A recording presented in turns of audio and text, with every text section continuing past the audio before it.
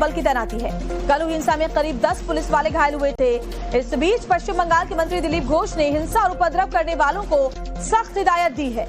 दिलीप घोष ने कहा कि उपद्रव करने वाले ना भूलें कि बंगाल में सरकार बदल गई है। दिलीप घोष ने कहा कि हम भूले नहीं कि रामनवमी के दिन बस से ओमकार का झंडा उतार दिया गया था, सबका हिसाब होगा। दिलीप घोष ने सख्त लहजे में कहा कि हिंसा और उपद्रव करने वालों को बीजेपी की सरकार भूली नहीं है और हिसाब होगा। ममता बनर्जी पर भी निशाना साधते हुए दिलीप घोष ने कहा कि बंगाल की संस्कृति और माहौल टीएमसी सरकार में खराब हुआ था, लेकिन अब उसे सुधारा जाएगा।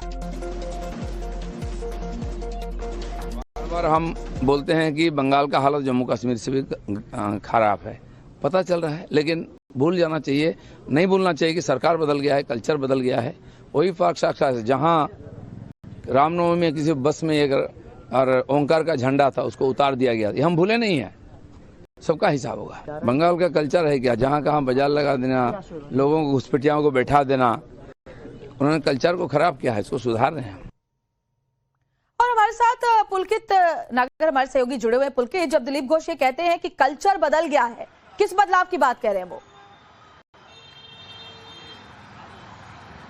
देखिए, वो हर बदलाव की बात कर रहे हैं जो फैसले अब सरकार में लिए जा रहे हैं या फिर जिन वादों को करके बीजेपी यहाँ सरकार में आई है। जैसे कि बहुत तुष्टीकरण की राजनीति पश्चिम बंगाल में होती रही है, उसका जिक्र इसी बात से समझ सकते हैं आप कि जो मदरसों का पैकेज था वो करीब 6,000 करोड़ तक का पहुंचा दिया गया और इसका जिक्र प्रधानमंत्री खुद अपने चुनाव में कर चुके हैं। पुलिस बल की तैनाती है। कल हुई हिंसा में करीब 10 पुलिस वाले घायल हुए थे। इस बीच पश्चिम बंगाल के मंत्री दिलीप घोष ने हिंसा और उपद्रव करने वालों को सख्त हिदायत दी है।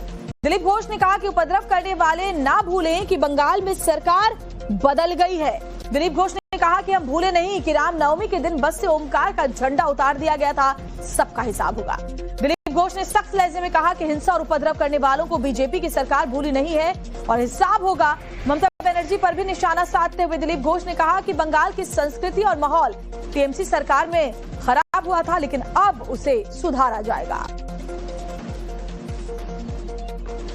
बार हम बोलते हैं कि बंगाल का हालत जम्मू कश्मीर से भी खराब है, पता चल रहा है, लेकिन भूल जाना चाहिए, नहीं भूलना चाहिए कि सरकार बदल गया है, कल्चर बदल गया है।